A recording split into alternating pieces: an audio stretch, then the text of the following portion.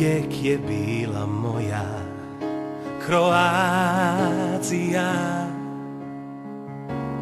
Otac i majka, brat, domovina. Sretan je onaj tko joj za ime zna. Njena je ljubav čista i beskrajna. Od svih je bila bolja i ostala. Vratiti osmijeh licu najbolje zna.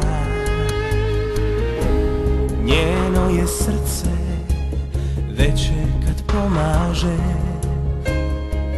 za bolje sutra.